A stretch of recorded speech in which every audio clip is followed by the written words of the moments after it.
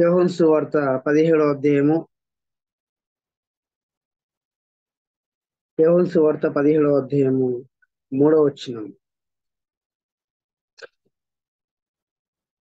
అద్వితీయ సత్యదేవుడైన నిన్నును నీవు పంపిన యేసుక్రీస్తును ఎరుగుటయే నిత్య జీవము. దేవుని వాక్యం సెలవుస్తుంది. ఈరోజు మనం మాట్లాడుకోవాల్సిన మాటలు ఏమిటంటే, దేవుని ఎందుకోసం నమ్ముకోవాలి, దేవుని నమ్ముకుంటే వచ్చే లాభాలు ఏంటి.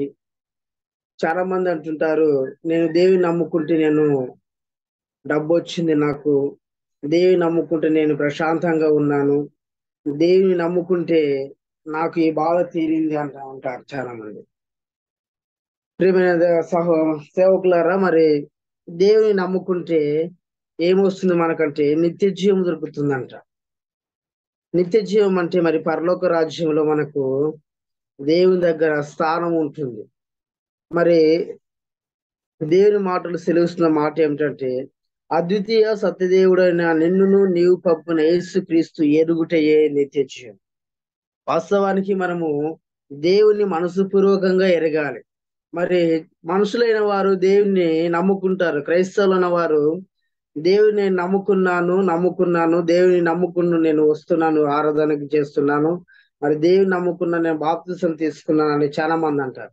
కానీ వారు ఏమన్నా నువ్వు దేవుని తెలుసుకున్నావు అంటే కొంత గొప్ప వాళ్ళు ఏం చెప్పలేకపోతారు. అసలు నేను దేవుని ఎందుకు తెలుసుకున్నాను అని వారే ఆలోచన చేసుకోలేకపోతారు. మరి దేవుని తెలుసుకునే ఏమిటంటే, దేవుని తెలుసుకుంటే మనకు నిత్య జీవం ఉంటుందని వాళ్ళు చెప్పలేకపోతారు. ఏంటికంటే మరి నేటి దినాల్లో మరి సేవకులైన వారు ఎన్నో మాటలు చెప్తుంటారు. దేవుని నమ్ముకుంటే నీకు నిత్య జీవం దొరుకుతుంది, దేవుని నమ్ముకుంటే నీకు పరలోక రాజ్యం దొరుకుతుంది, దేవుని నమ్ముకుంటే నువ్వు పాపం నుండి విడుదల పొందుతావు అని చెప్తుంటారు. కానీ మరి విశ్వాసులైన వారు సేవకుల మాటలు పక్కన పెట్టేసి మరి లోకానుసారంగా జీవిస్తుంటారు. మరి నేను చనిపోతే నిజమే కదా, నా ఆత్మకు రక్షణ కావాలి కదా, నా ఆత్మ దేవుని దగ్గర ఉండాలి కదా అని ఆలోచన చేయరు. ప్రేమ దేవుని బిడ్డలారా, మరి దేవుని నువ్వు ఎందుకోసం నమ్ముకుంటావంటే ఆ విశ్వాసి ఏం చెప్పలేకపోతారు. మరి దేవుని ఎందుకోసం నమ్ముకోవాలంటే మనము నిత్య జీవం కోసము దేవుని నమ్ముకోవాలి. మరి మన ఆత్మకు రక్షణ కోసము దేవుని నమ్ముకోవాలి. మరి ఆత్మకు రక్షణ ఎలాగా కావాలంటే, మరి ఆత్మకు రక్షణ ఎవరు ఇస్తారు? మరి రక్షణ అంటే దేవుడే మనకు రక్షణ ఇస్తాడు. మరి ఆ మాట మనం చూసుకున్నట్లయితే మరి మార్కు సువార్త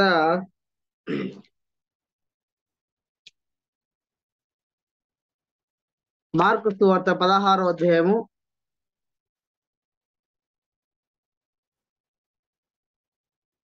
మార్కు సువార్త 16వ అధ్యాయము 16వ వచనము. నమ్మి బాప్తిసము పొందిన వాడు రక్షింపబడును, నమ్మని వానికి శిక్ష విధింపబడను. ఎవరైతే దేవుని నమ్మి బాప్తిసం పొందుతారో వారంట రక్షింపబడతారంట. ఇక్కడ మనకు రెండు విషయాలు కనబడుతున్నాయి. మరి నమ్మని వానికి ఏమో శిక్ష విధించు ఉంటుందంట. మరి నేటి దినాల్లో మనం చూసినట్టయితే క్రైస్తవులైన వారు నమ్ముతారు, బాప్తిసం తీసుకుంటారు, ఆ దేవుడు అంటే నేను తెలుసుకున్నాను అంటారు. కానీ వారి లోపల ఎలాంటి రక్షణ కూడా లేకుంటుంది. నమ్ముతారు, బాప్తిసం తీసుకుంటారు, మరలా వెళ్ళి లోకానుసారంగా ఉంటారు, మరలా వాళ్ళు వచ్చి సంఘంలో పెద్దరికము నాయకులుగా ప్రవర్తిస్తారు. ప్రియమైన దేవుని బిడ్డలారా, మరి దేవుని వాక్యం ఏమని సెలవిస్తుందంటే, నీవు నమ్మి బాప్తిసం పొందిన వాడు అప్పుడు నువ్వు రక్షింపబడతావు. దేవుని ఎట్లా నమ్ముకోవాలంటే, నాకు దేవుని నమ్ముకుంటే నాకు నిత్య జీవం దొరుకుతుంది, అందుకోసం దేవుని నమ్ముకున్నాను. నేను దేవుని నమ్ముకుంటే మరి పరలోక రాజ్యంలో నాకంటూ ఒక స్థానం ఉంటుంది. ఈ లోకంలో ఎన్ని సంపాదించుకున్నాను, ఎంత కూడబెట్టుకున్నాను, ఏమి చేసినా నాకు ఈ లోకపరంగా నేను కొద్ది రోజులు మాత్రమే ఉంటాను, నేను చనిపోతే నా ఆత్మకు రక్షణ, మరి నాకు నిత్య జీవం ఉంటుందని ఎప్పుడైతే మరి ఒక విశ్వాసి తెలుసుకుంటాడో అప్పుడు దేవుడు అనేకమైన ఆశీర్వాదాలు మనకు కలిగిస్తాడు. మరి ఇక్కడ అంటున్న మాట ఏమిటంటే, నమ్మి బాప్తిసం పొందిన వాడు రక్షింపబడతాడు, నమ్మని వానికి శిక్ష ఉంటుంది. వాస్తవానికి మరి దేవుడు మాటలు చెప్పిన మాటలు నిజమే, వాస్తవమే. మరి ఎవడైతే దేవుని నమ్ముకుంటాడో వాడు రక్షణ పొందుకొని మరి దేవుని తెలుసుకుంటాడో వానికి నిత్య జీవం ఉంటుంది. మరి నమ్మని వానికి వాస్తవానికి చెప్పాలంటే వానికి నరకము ఉంటుంది, పరలోక రాజ్యము వానికి లేకుంటది. మరి ఇక్కడ ఆ నమ్మని వానికంటే మొత్తం మరి నరకంలో పడిపోతాడు. మరి సేవకుడు ఎన్ని మాటలు చెప్పినను ఆ పాపాత్ముడు వినడు. మరి వానికి ఏమని ఉంటదంటే, నేను దేవుని తెలుసుకున్నాను కానీ ఆ రక్షణ అనేది నేను తీసుకుంటాను. ఎప్పుడు తీసుకుంటారు వాళ్ళు రక్షణ అంటే, ఎవరైతే మరి నేను చనిపోతున్నానని అనుకుంటాడో అప్పుడు త్వరగా సేవకుని దగ్గరికి వచ్చేసి, అయ్యా నేను ఇప్పుడు దేవుని తెలుసుకున్నాను, నాకు ఇప్పుడు రక్షణ కావాలి, ఇప్పుడు నేను బాప్తిసం తీసుకోవాలి అని అంటే, మరి అప్పుడు వానికి దేవుడు అంటే తెలుస్తుంది. మరి వాస్తవానికి సేవకుడు గాని మరి ఇతరులు ఎన్నోసార్లు చెప్తుంటారు, నువ్వు పాపంలో పడిపోకురు నాయనా, నువ్వు పాపంలో పడిపోతే నువ్వు దేవుని తెలుసుకోలేవు, మారు మనసు పొందు, బాప్తిసం తీసుకుంటే చాలా సార్లు వాళ్ళు ఎగతాళి చేస్తారు. నేను రీసెంట్ గా మరి ఒక 2 నెలల 3 నెలల కిందట్లో దాసరపల్లి అనే గ్రామంలో ఒక విశ్వాసకి చెప్పాను, అయ్యా నీవు దేవుని నమ్ముకుంటున్నావు, కానుకలు ఇస్తున్నావు, కానీ ఆ దేవుని ఎందుకోసం నమ్ముకుంటావు అంటే చెప్తున్న మాటలు అంటే ఏమంటే చూడండి, అయ్యా నేను దేవుని నమ్ముకుంటే నా కష్టాల్లో మరి తోడుగా దేవుడు ఉంటున్నాడు. వాస్తవానికి దేవుడు తోడుగా ఉంటాడు, కానీ నీవు చనిపోతే నీ ఆత్మకి ఏమైనా రక్షణ ఉందని నేను అడిగాను.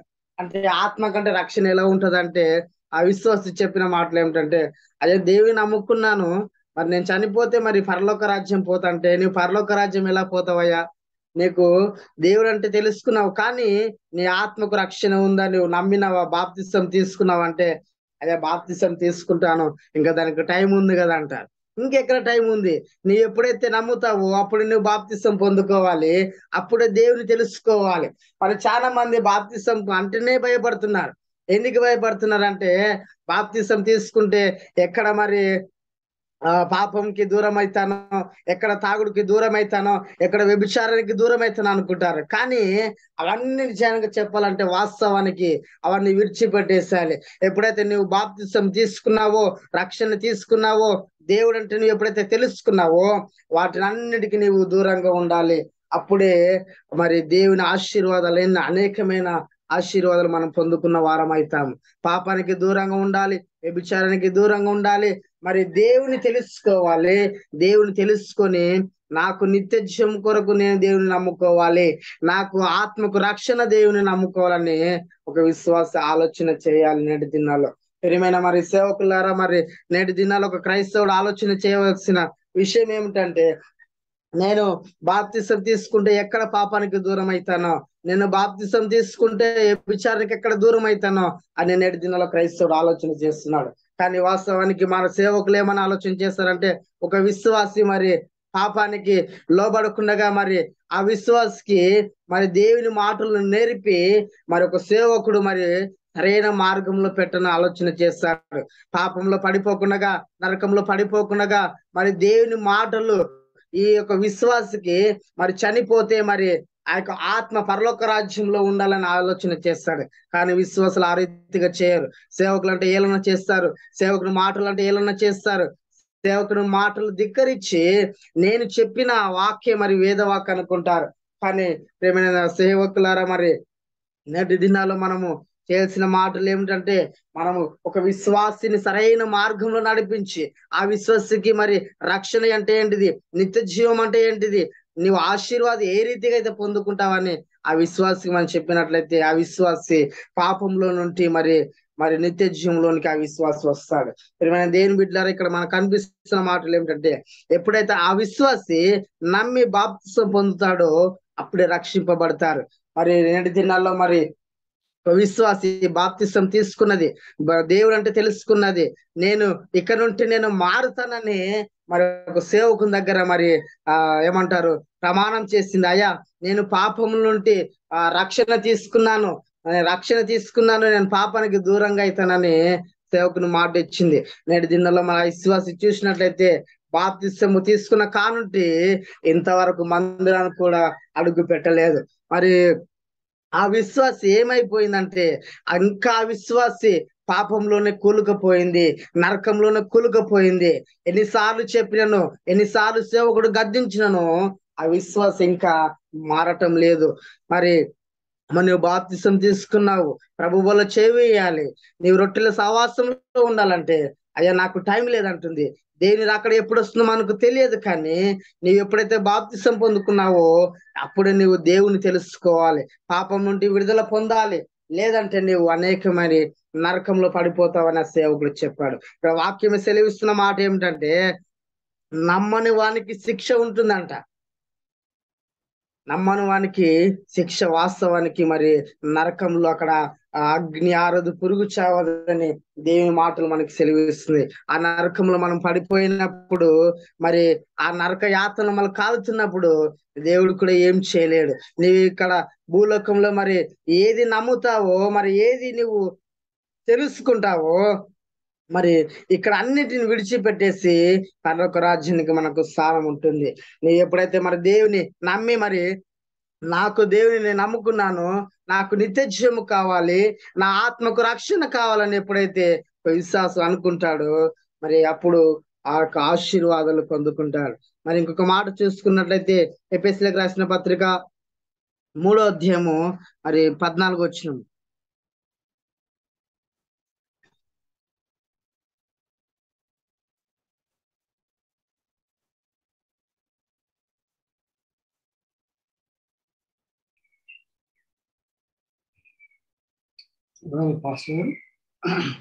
సార్ ఈ హేతువు చేత పరలోకమందును భూమి మీదను ఉన్న ప్రతి కుటుంబము ఏ తండ్రిని బట్టి కుటుంబం అని పిలువబడుచున్నదో ఆ తండ్రి ఎదుట నేను మోకాళ్ళు మీరు అంతరంగ పురుషుని శక్తి కలిగి ఆయన బలపరిచినట్లుగాను.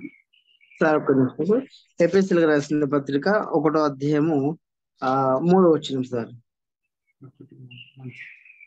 మన ప్రభువైన యేసుక్రీస్తు యొక్క తండ్రి దేవుడు స్తుతింపబడును గాక.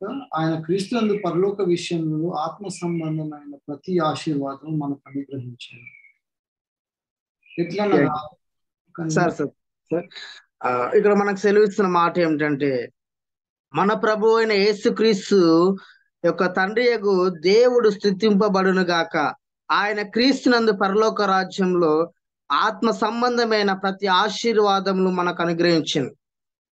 మరి పరలోక సంబంధమైన ఆశీర్వాదాలు మనం ఎప్పుడు పొందుకుంటామంటే ఈ ఆశీర్వాదాలు మనము ఆ దేవుని తెలుసుకొని మరి బాప్తిసం తీసుకున్నప్పుడు, దేవుని తెలుసుకొని మనము నిత్య జీవం కోసం దేవుని తెలుసుకున్నానని ఎప్పుడైతే మనం అనుకుంటామో అప్పుడు పరలోకం నుండి ఆశీర్వాదాలు దేవుడు మనకు ఆశీర్వదిస్తారంట. మరి నిజంగా చెప్పాలంటే ఈ ఆశీర్వాదాలు దేవుడు మనకు అప్పుడు అనుగ్రహిస్తాడు.